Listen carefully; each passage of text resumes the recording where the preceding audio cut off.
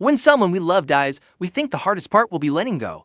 But sometimes, it's what they leave behind that truly changes everything. This is the story of a woman who lost her husband, and with him, a lifetime of love, comfort, and shared memories. But months later, when she finally had the strength to clear out his old garage, she found something. He never wanted her to see secrets, a second life, and a revelation that shook everything she thought she knew about their marriage. Based on a haunting Reddit post, this is a slow-burning, psychological unraveling of trust, grief, and the terrifying things we sometimes lock behind closed doors. He always kept it locked. He never let her in.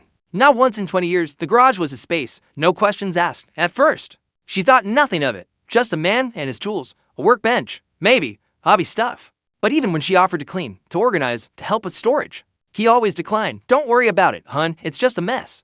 After he passed from a sudden illness, she couldn't bring herself to touch his things for months.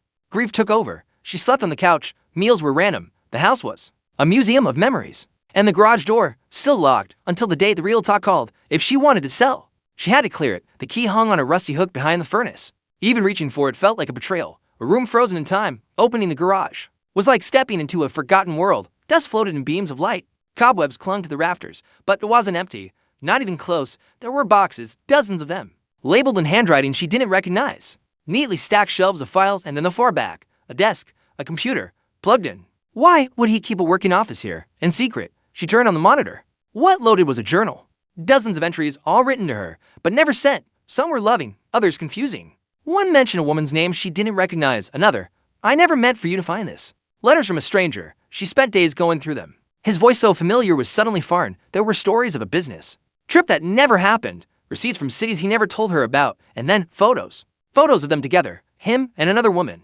Hotel rooms, parks, candlelit dinners. The worst part, some were dated during their anniversaries. She dropped the photos, sobbing. The man she buried wasn't just flawed, he was a stranger. The garage wasn't storage, it was a shrine to the life he never confessed. Confession files. She brought in a tech-savvy friend who helped pull more data from the computer. Emails to fake accounts, journals labeled with code names. Even audio recordings, him talking to himself, rationalizing his secrets. One chilling file simply said, if she ever finds this, I'm sorry, I couldn't stop. I didn't want to be who I was, but the most shocking find. A bank account, in another name, with tens of thousands of dollars. Who was this for? Was he planning to leave? Was it ever real? Torn between anger and grief. She stopped eating, stopped sleeping. Friends came by, but she couldn't explain the pain. How do you mourn someone you now hate? She went to therapy. She printed his words, burned them one by one. She screamed, she cried. She threw her wedding ring across the garage. Grief turned to rage, then to numbness. Then back to grief again, finding herself again. Weeks later, she stood in the garage again. This time, calmer, she repainted the walls, tore out the desk, donated every tool, every box, every reminder. She made it her own space, light, airy, peaceful. A reading room, a garden nook, her sanctuary. In the corner, she kept a single box. Inside, the first letter he ever wrote her, and a photo of them smiling, before everything unraveled. You were the best part of my life. I just wasn't strong enough to deserve it. She doesn't forgive him, but she no longer needs to. The garage, once a vault of secrets, became her closure, and for the first time, she felt free, the truth buried in silence. The people closest to us hold the power to break us in ways no stranger ever could. But secrets can't stay locked away forever.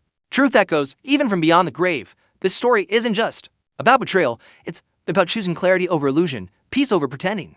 If you've ever uncovered a secret that shattered your world, remember, what they hid says more about them than it ever will about you, and healing doesn't require all the answers, just the courage to step into the unknown and keep walking.